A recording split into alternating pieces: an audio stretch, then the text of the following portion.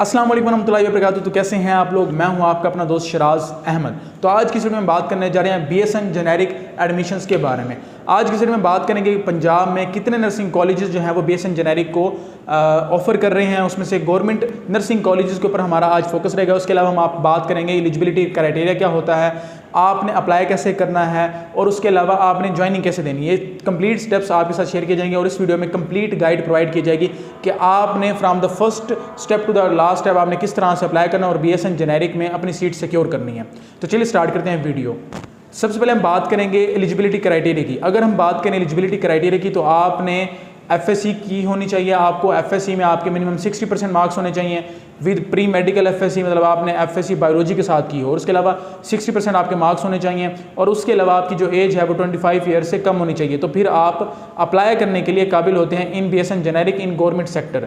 अब government sector और private sector में एक डिफरेंस ये है कि गवर्नमेंट सेक्टर में आपको 31,470 रुपये मंथली स्टाइपेंड दिया जाता है। इन द सेम वे आपके जो प्राइवेट नर्सिंग कॉलेज है वहाँ पर आपको स्टाइपेंड नहीं मिलता और वहाँ पर आपसे फ़ी चार्ज की जाती है। अगर हम बात करें फ़ीस की तो हर कॉलेज की जो प्राइवेट सेक्टर में है उनकी फ़ीस डिफरेंट होती है।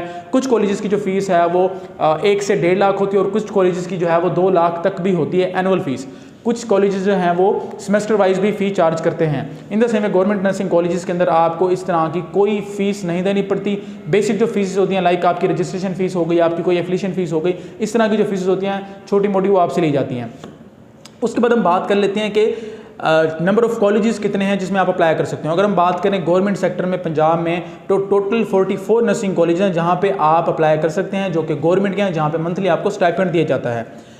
उसमें से 28 जो हैं वो DHUs हैं, 16 जो हैं वो टीचिंग हॉस्पिटल्स हैं। जो 16 टीचिंग हॉस्पिटल्स हैं उनमें से एक कॉलेज जो है वो जस्ट मेल के लिए और बाकी जो 15 नर्सिंग कॉलेज हैं वो फीमेल के लिए हैं। इन द सेम में जो 28 DHUs हैं वो भी सारे के सारे फीमेल्स के लिए ही हैं। मीन्स के पूरे पंजाब में अगर हम बात करें तो मेल नर्सिंग कॉलेज एक है और जिसमें सीट्स जो हैं वो 100 सीट्स हैं। लेकिन यहाँ पर एक ट्विस्ट आ जाता है कि पंजाब की तरफ से और गवर्नमेंट की तरफ से लास्ट ईयर मॉर्निंग और इवनिंग सेशन का आगाज़ किया गया था, जिसकी वजह से आपके कॉलेजेस के अंदर जो सीट्स की तादाद है वो इंक्रीज़ हो गई है। मीन्स अगर किसी कॉलेज में पहले सीट्स की तादाद 100 थी तो वो उधर अब 200 हो गई है। इन द सेम में अगर कहीं 50 थी पहले तो वहाँ पे 100 हो गई है।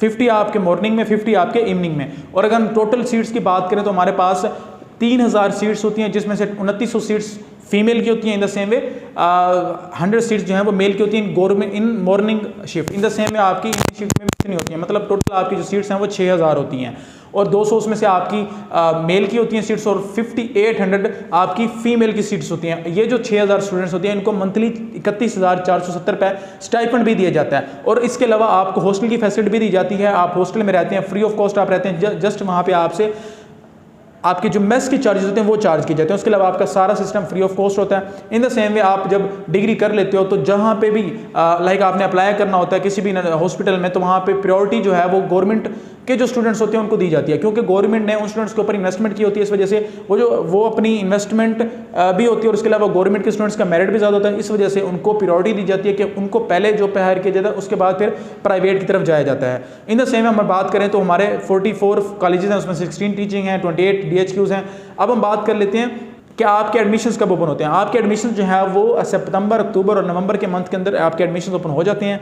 इन द सेम वे आपने अप्लाई करना होता है। पहले अप्लाई का प्रोसीजर थोड़ा डिफरेंट था, आपको ऑफलाइन जाके किसी भी कॉलेज के अंदर जाके अपना अप्लाई करना था, लेकिन अब एक ऑनलाइन पोर्टल ओपन कर दिया गया है जहाँ पर आप अप्लाई कर सकते हैं। आप अप्लाई घर बैठ के करेंगे या आप हमारे सर्विस के थ्रू भी अप्लाई करवा सकते हैं और अप्लाई करने के बाद फिर आपने वेटिंग लिस्ट, आपकी मेरिट लिस्ट का इंतजार करना होता है। मेरिट लिस्ट जैसे ही लगती है फिर आपने अपना कंसेंट देना होता है। आप कंसेंट देते हैं उस कॉलेज का, अगर आपने अपग्रेड करवाना है तो आप उसका कंसेंट देते हैं। उसके बाद जब आप अपने रिस्पेक्टेड कॉलेज के अंदर चले जाते हैं तो देन आपने फिर वहाँ पे जाके फिजिकल ज्वाइनिंग देनी होती है। फिजिकल ज्वाइनिंग के फ़ौरन बाद आपकी क्लासेस का आगाज़ हो जाता है और आपकी अटेंडेंस जो है वो मार्क होना शुरू हो जाती है। तो ये सारा प्रोसीजर है फ्रॉम द फर्स्ट स्टेप कि आपने एलिजिबिलिटी क्राइटेरिया क्या था, नर्सिंग कॉलेजेस कितने हैं, आपने अप्लाई कैसे करना है। ये ओवरऑल गाइड वीडियो है फॉर ऑल स्टूडेंट्स। आपने सब ने इसको शेयर भी करना है, लाइक भी करना है और इस वीडियो के नीचे आपने कमेंट्स में बताने अपने जितने भी सवाल हैं उनके ऊपर हम वीडियोस बनाएंगे। जिस कमेंट के ऊपर ज़्यादा लाइक्स होंगे हम उसके ऊपर जो है ना वो वीडियो बनाएंगे नेक्स्ट। और इस चैनल के ऊपर आपको clinical skills, nursing lectures, clinical skills, उसके अलावा आपको एडमिशन्स के बारे में, जॉब अपॉर्चुनिटीज़ के बारे में और डिफरेंट काइंड्स ऑफ आपके जो इंटरव्यूज़ होते हैं वो भी यहाँ पे दिखाए जाएंगे। तो आपने इस चैनल को सब्सक्राइब कर लें। और दिस चैनल ये जो चैनल है ये बेसिकली BSN जेनेरिक कि ऑफिशियल जो गवर्नमेंट के स्टूडेंट्स हैं उनसे हैंडल किया जा रहा है, तो आपको इस चैनल को लाजमी सब्सक्राइब करना चाहिए और इसको सपोर्ट देखना चाहिए। थैंक यू सो मच, मिलते हैं नेक्स्ट वीडियो में, तब तक के लिए